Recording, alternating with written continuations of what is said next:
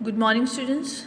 Today we will start our second book, first chapter, Challenges of Nation Building. दूसरी book आज हम अपनी political science की start करने जा रहे हैं बेटा, और चैप्टर 1 है आपका चैलेंजेज ऑफ नेशन बिल्डिंग, राष्ट्र निर्माण की चुनौतियाँ। तो इसमें हम पढ़ेंगे सबसे पहले कि राष्ट्र निर्माण होता क्या है। पूरे राष्ट्र को जो छोटे छोटे टुकड़ों में जो एक राष्ट्र बटा हुआ है उसको एक करना, दैट इज कॉल्ड राष्ट्र निर्माण। उसको कहते हैं नेशन बिल्डिंग। पूरे राष्ट्र की एकता के लिए जब हम काम करते हैं तो उसे हम नेशन बिल्डिंग कहते हैं। अब हमारे भारत को नेशन बिल्डिंग की क्या ज़रूरत पड़ गई, हमें राष्ट्र निर्माण की क्यों ज़रूरत पड़ गई? क्या अंग्रेज़ों के आने से पहले हम एक नहीं थे? उससे पहले भी तो हम एक थे, पूरा भारत एक जगह रह रहा था, तब ऐसी कोई प्रॉब्लम नहीं थी। लेकिन अंग्रेज़ों के आने के बाद ये प्रॉब्लम हमें क्यों फेस करनी पड़ी?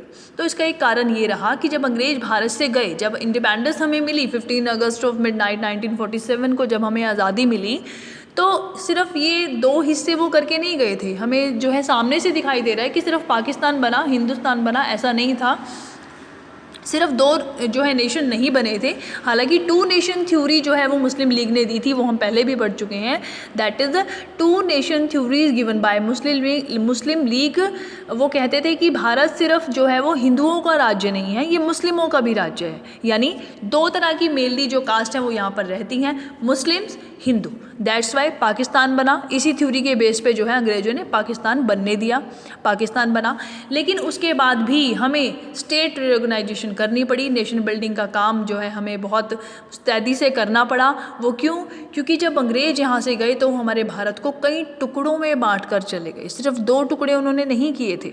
स्टेट रीऑर्गेनाइजेशन की अगर हम बात करें, नेशन बिल्डिंग की अगर हम बात करें, तो हमें नेशन बिल्डिंग करना पड़ा क्योंकि हमारी बहुत सारी प्रिंसली स्टेट थी। हमारे भारत में 2 तरह की स्टेट्स थी, ठीक है। Firstly directly ruled by British organisations, secondly ruled by जो है प्रिंसली स्टेट। अलग अलग उसके प्रिंस थे, किंग थे, रियासतें थी हमारे यहाँ पर बटी हुई अलग अलग। तो उसको जो है कोई ना कोई राजा जो है वहाँ पर शासक था, रूल कर रहा था।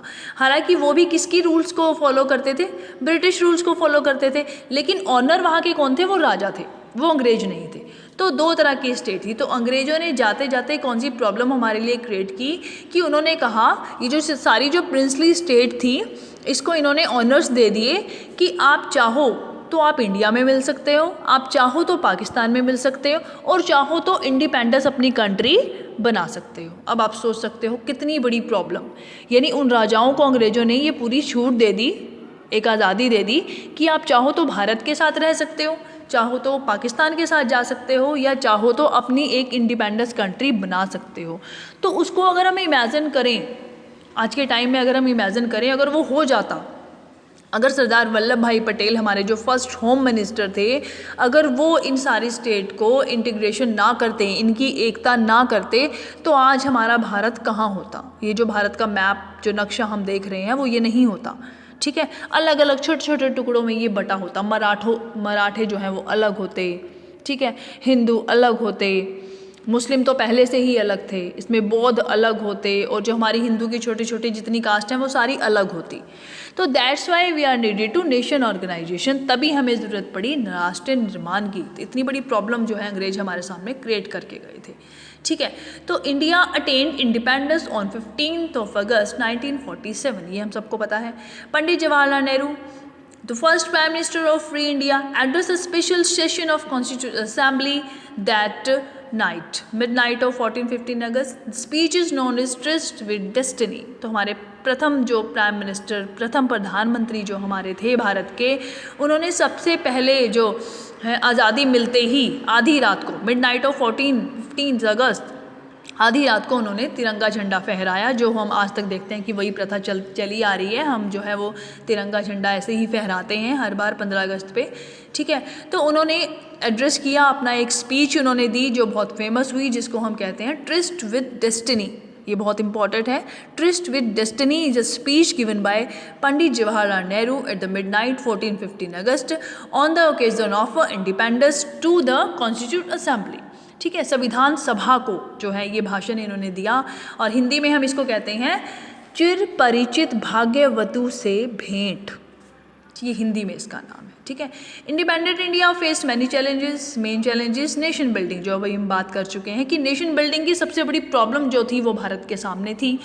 द अंतरिम government took a firm stand to integration of princely state.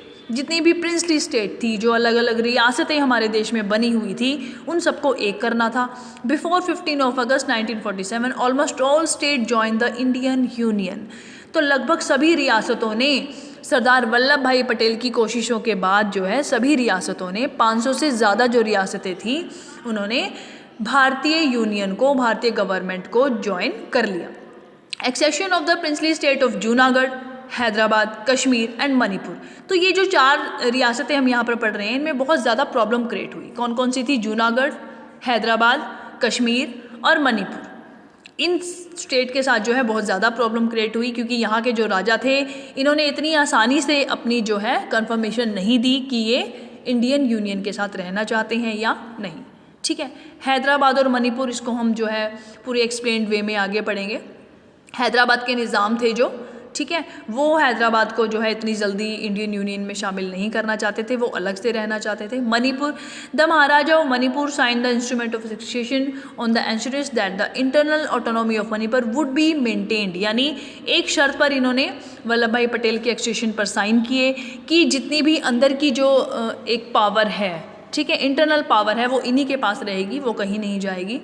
तो इस बेसिस पर इन्होंने साइन किए। बट एट लास्ट बहुत सारी कोशिशों के बाद इन सारी रियासतों को भी इंडियन यूनियन में शामिल कर लिया गया। Reorganization of state. Big challenges was to draw the internal boundaries of the Indian state. The state were reorganized and linguistic principles. Linguistic principles क्या होते हैं बेटा?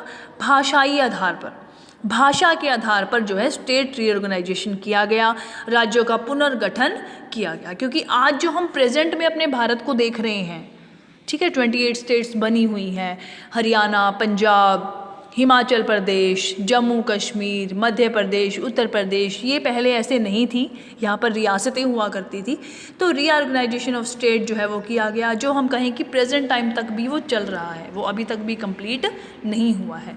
Demand for separate Andhra Pradesh on Telugu basis was made. अब देखो हर जगह, ठीक है, हर state में लोगों ने अपनी अपनी भाषा के आधार पर, अपने अपनी कास्ट के आधार पर अपनी अपनी स्टेट को जो है डिमांड वो शुरू कर दी कि हमारे लिए भी एक नई स्टेट बनाई जाए। आंध्र प्रदेश की यहाँ पर बात हो रही है, ठीक है।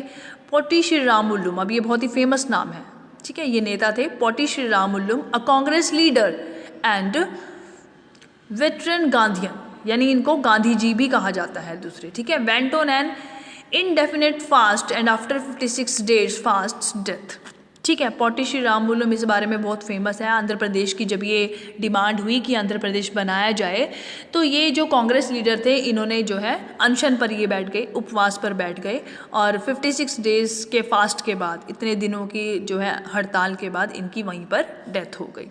Separate Andhra state was formed in December 1952। तो उसके बाद जो है 1952 में आंध्र प्रदेश अलग से स्टेट बना दी गई। State reorganisation act was passed in 1956। राज्य पुनर्गठन जो एक्ट है वो कब पास हुआ था? 1956 में, जिसके अकॉर्डिंग जो है 14 state and 6 union territories were created. तो सबसे पहले जो बनाई गई थी हमारे भारत में, आज हम देखते हैं कि डबल है, 28 स्टेट्स हैं, ठीक है, और जो यूनियन टेरिटरीज़ हैं वो 9 हो चुकी हैं। तो अब उस टाइम पे जो सबसे पहले जो बनी थी वो 14 स्टेट थी और 6 यूनियन टेरिटरीज़ थी जो बनाई गई थी। The states of Maharashtra and Gujarat were created in 1960।